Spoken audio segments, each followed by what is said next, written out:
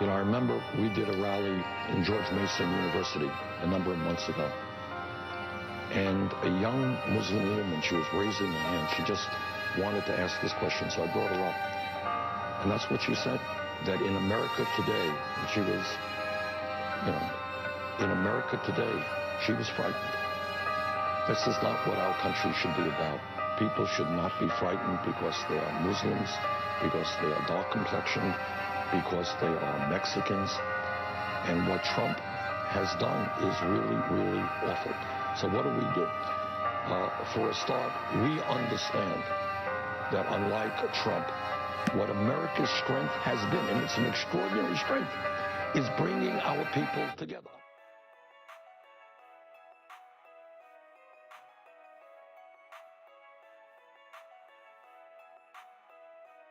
When I was about 10 years old, I was in a choir, a boys' choir, and the choir is full of white kids, so they never really mixed with other cultures that much, and I think some of the kids were a little bit ignorant of the fact that there's like a lot of other cultures out there and people are a little different than how they are.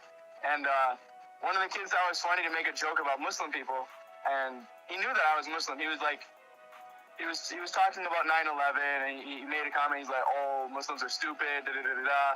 They think that flying planes into buildings is cool and stuff like that." And I pushed him. I was gonna fight him, but I didn't fight him because I knew it wasn't worth it. But I got really frustrated, and that was the first time I was really exposed to any type of heated argument over that kind of thing. And I was only about 10 or 11 years old, so I was really young, and he was older than me.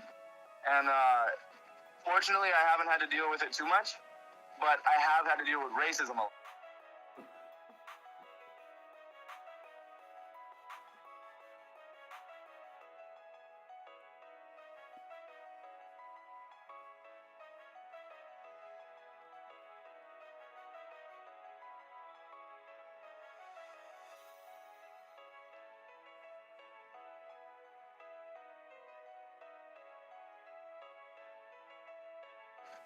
It's you can see it all over Facebook, on any social media. You can see that there's a lot of tension now with people talking about, they're generalizing Muslims, and especially even Donald Trump.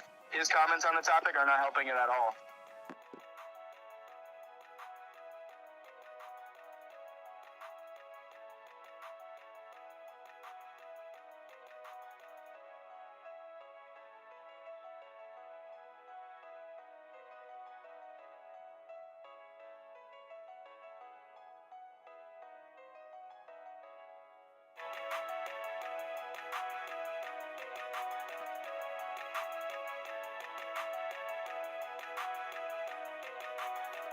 Well, the interesting thing about the culture of Islam is that it can be anything. Like if you're, for example, if you're a Hmong, you can be a Hmong who's a Muslim, as long as your culture doesn't go against what Islam teaches. Then you can have your own culture. There's Muslims all over the world. There's Muslims in Africa. There's Muslims in Asia. There's Muslims in South America, North America, Europe, all over the place. So the culture of Islam, it doesn't really, it's not really like, you have to follow this and this and this and this. You have to eat this food. There's no really strict following for that. But you have to have the core beliefs and follow the teachings of it to go along with your culture.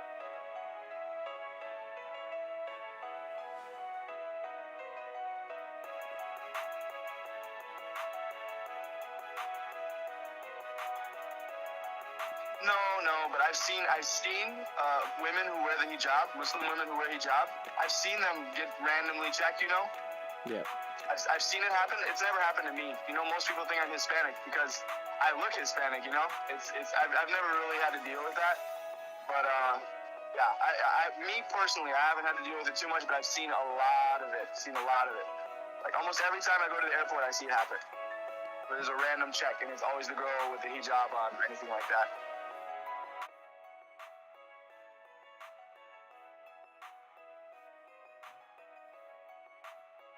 To say that, generally speaking, how especially how the media presents Islam, that's the major issue. In reality, most people they treat Muslims just like anyone else. You know, most people they treat them just like regular people. It's the media that really that instigates all the issues that we see. The media always presents Muslims as like criminals or outlandish or savages, or they're backwards. They're not normal people. They're the ones that cause all the issues. They're the ones that present us in a bad way, in a negative way to the public.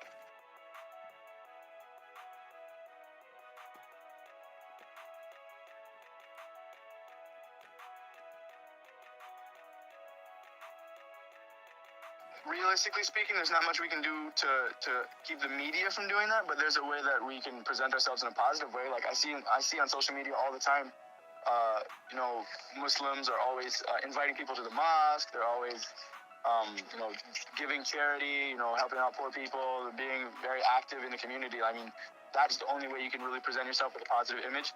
It doesn't really help to go try to stop the media, because the media has so much power. We can only do so much as people from the United States. You can't really control that. But you can control what you do, and that's, I think, a lot of people are starting to do now. They're starting to realize that, hey, we can't really stop the media from doing this, so let's just do our part and present ourselves in a good way.